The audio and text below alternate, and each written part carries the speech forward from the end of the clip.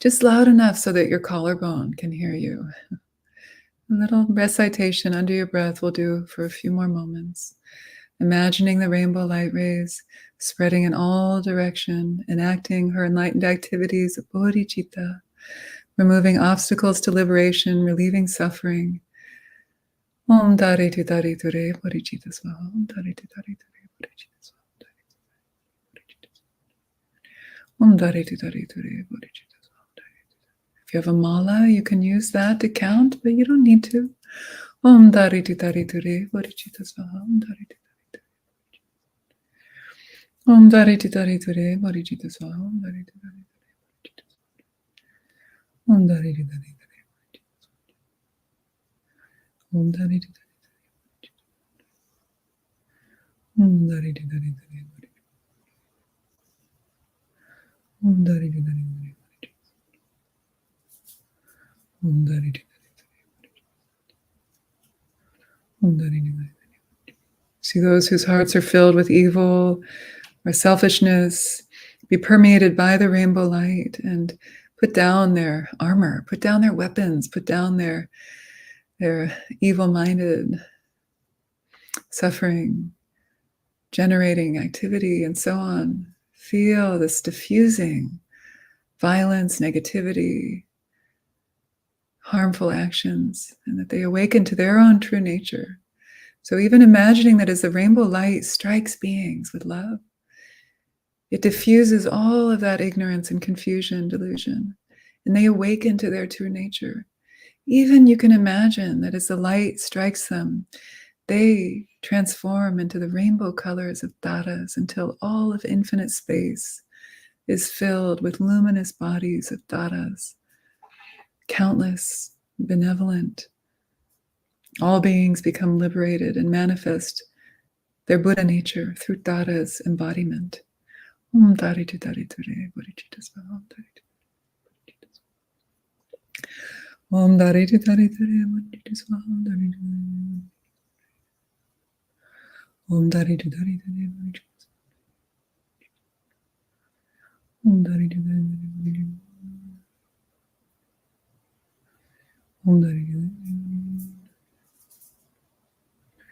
Om Dari Tu Dari. Om Dari Tu Dari. Om Dari Tu Dari.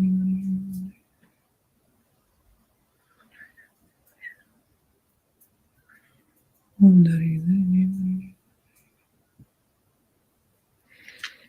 Om Dari. Om Dari Tu Dari Ture Bodhicitta Swaha. Om Dari Tu Dari Ture Bodhicitta Swaha. Om Dari Tu Dari Ture Bodhicitta Swaha. Om Dari.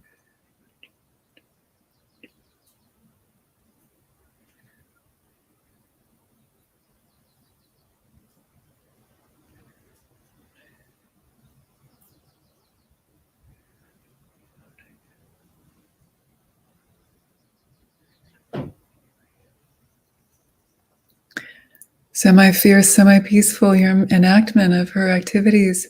Ferocity is not an anger or hatred, it's a power, a benevolent fierceness in the face of harm, not backing down, having the courage to stand up to injustice. And through the semi-peaceful energy, bestowing that peace, holding that potential of healing, well-being, peace in all beings, mirroring that to them. Power, fierceness, infused with peace. The capacity to hold that our essential nature is goodness, our basic goodness within all of us, our Buddha nature. Om Dari Tu Dari Ture Bodhicitta Swaha. Om Dari Tu Dari Ture Bodhicitta. Om Dari Tu Dari. How does that feel? Om Dari Tu Dari Ture Bodhicitta.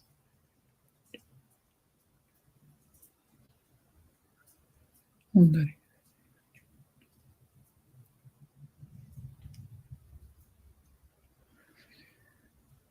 Om Dari. Om Tari Ture Bodhicitta Svaha. Feeling one last burst of rainbow light from your heart, enveloping, blanketing the entire world with bodhicitta, love of Tārā. And that also then spreads, filling all of space, the entire universe. The sky's the limit. Imagine this rainbow light fills all of space. And then now we imagine the dissolution of the visualization. We dissolve it. Imagine that the world and its inhabitants dissolve into blissful rainbow light, like a bliss explosion of luminosity. And then that light dissolves into you as Tara Turavira. What does that feel like? And then you dissolve into light from the crown of your head and the soles of your feet, slowly dissolving and converging at the heart center, like a candle wick burning from both ends, dissolving into that red sphere of light at your heart chakra.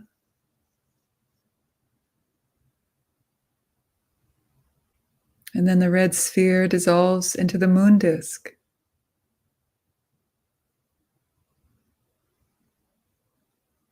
And the moon disk dissolves into the mantra garland around the edge of the moon disk.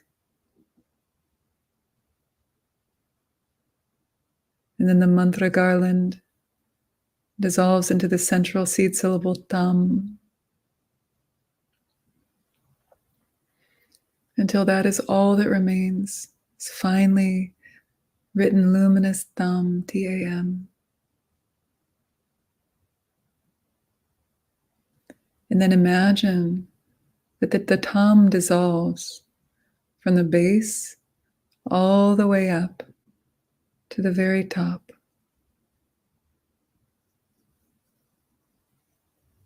And then that candle wick goes out and everything, it dissolves into luminous emptiness. And rest in that spaciousness. Rest in awareness. The vast, luminous, and wakeful nature of your own mind.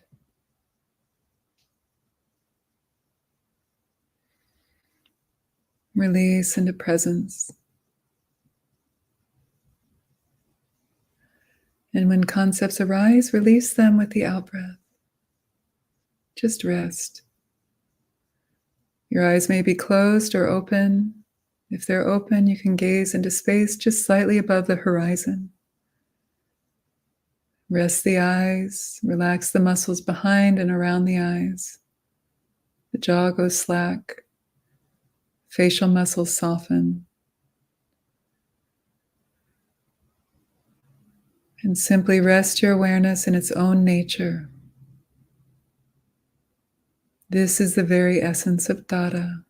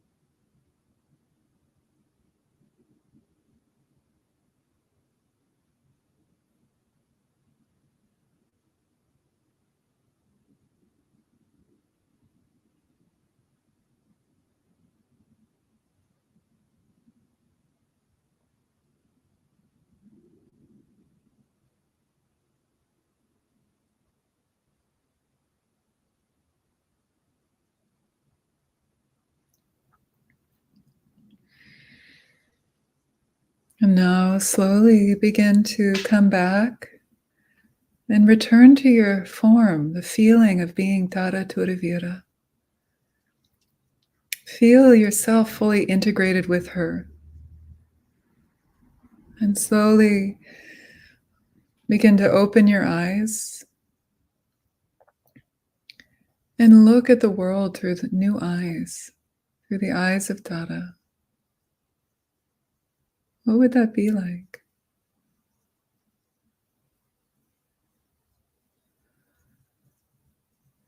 And move about your day, blending the meditative state with the post-meditative state, recalling the compassion and love of Tārā within you and all around you. And then now we'll close our session by giving rise to a sense of gratitude to Tārā, her blessings, gratitude to your teachers, your ancestors, gratitude to all beings in the earth that sustains us,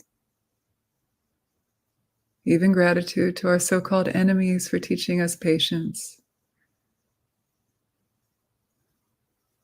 We'll conclude by dedicating the positive energy from your practice. Take a moment to dedicate the merit. I'll offer a dedication prayer, but you can also do your own heartfelt prayer as well. Bringing your hands to your heart if you wish. Through this virtue, may I quickly attain the state of noble Tārā. May I bring each and every being without exception to that state.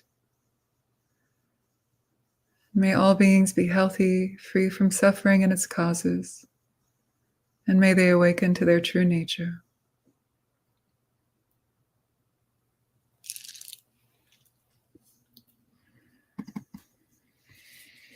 And then coming back, opening your eyes, coming back to this space. I hope that you enjoyed that, and that you were able to even have a glimpse of what it feels like to embody. You'd say embody Tārā for a day, or embody Tāra's enlightened activity for a few minutes even. What does that feel like? Even it might have just been like a knocking at the door of like, what would that be like? And this is deity yoga, and it might be new to a lot of you. So be patient with yourself. If it felt a little remote or complicated, don't worry.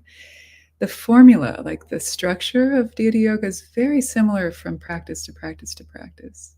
You first start with the devotional kind of duality of deity out there, self over here. You make prayers of refuge and bodhicitta. And then you dissolve that and become Tārā yourself. You become the deity. So there's that unification, non-duality. And you get to feel what that's like. Collapsing the cave, they say, of duality. Recite the mantra as the Buddha, Tārā, recite and visualize rainbow light as the deity. And then that dissolves until all you have left is that thumb in your heart. And then that dissolves into emptiness, and you rest in awareness, and then dedicate the merit. This is a common structure. So over time, you'll gain familiarity if you do it again. The one thing that's very beautiful about this practice is so much to say about it, and I don't want to go on for too much longer. Two things I'll say, though, is that you can develop meditative concentration, meaning shamatha, or calm abiding, through this practice of visualization, mantra recitation. But you can also cultivate what's called vipassana or vipassana, which means insight into the empty nature of reality, of yourself, through embodying the deity, because you let go of the solidity of the identification of your normal self, and you allow yourself to transform into a body of light, a deity, a Buddha, so to speak. And so that kind of loosens the tightness, the solidity of your ego identity. And then you rest in emptiness, that resting in awareness in the dissolution, that's also an opportunity for vipassana or vipassana in Sanskrit. So within deity yoga, you have the seeds, the potentials of both of those fundamental practices that people tend to be more familiar with: mindfulness, shamatha, vipassana. And then lastly, what I'd like to say also is that this allows us to feel what it would like to be like to embody the qualities of more compassion, more patience, more wisdom. And then hopefully that infuses your day, whether it's encounters with your family, your colleagues, strangers, that in some way this helps to ripple out and benefit the world in ways seen and unseen. And then I'd also just like to end the call acknowledging where this practice came from. The sadhana that you just experienced was extracted from the practices of the 21 Tārās in the inner sadhana of a practice called Dechen Gyalmo, the Queen of Great Bliss. Dechen Gyalmo. This was from the Longchen Nyingtig, the heart essence of the vast expanse, which was revealed by Jigme Lingpa, as I mentioned earlier. So this practice was extracted from the kind of traditional practice of Dechen Gyalmo in response to the great necessity during the extraordinary time of the COVID-19 pandemic back in the early days. And it was finalized and edited on Mother's Day, May 9th, 2021. I wrote the sadhana inspired to offer a more direct, simple access point for Tārā. I checked it with Lama Tsultrim Elioni, and then I checked it with Venerable Khenpo Tsewang Dungyal Rinpoche. They both gave their blessings for these practices. And may any mistakes be forgiven by protectors and so on. And may it be of benefit to all beings everywhere. So that is my prayer and my acknowledgement of the source of this practice. So I hope you enjoyed it and benefited from it. And with that, we'll dedicate the merit again for the whole practice, a wish that all beings may be free from suffering, and that may you feel inspiration to practice and to embody Tārā. Thank you, everybody. And thank you to Tara Mandala, to Lama Tsultrim, and to Drimé La for hosting. May you be well, and may 2023 bring great blessings and benefit. I've heard it's the year of hope, so I choose hope. I choose optimism, and may we all move forward and have a wonderful year. Thank you, everybody, and take care. Thank you so much, Lopön Chandra, for willing to share your wisdom with us today and for this beautiful time of our meditation together. Thank you. And thank you, dear you, for taking the time to connect, and hope you'll join us next Sunday as well. You can submit your question to Lama Tsultrim, if you have any, through our website. And now I'd like to remind you that you can make a dana offering in gratitude to our guest teacher for our time together today. And I hope you noticed the PayPal link I've already posted in the chat. And the practice of offering dana, which means generosity, is the traditional offering the student makes to the teacher as a symbol of appreciation, gratitude, and reciprocity for receiving the precious teachings. Thank you so much, everyone. May we meet again and again on the path, and may all beings benefit everywhere. Om Tare Tu Re Mangalam Shri Mahapani Swaha. Om Tare Tu Re Mangalam Shri Mahapani Swaha. Om Tare Tu Re Mangalam Shri Mahapani Swaha.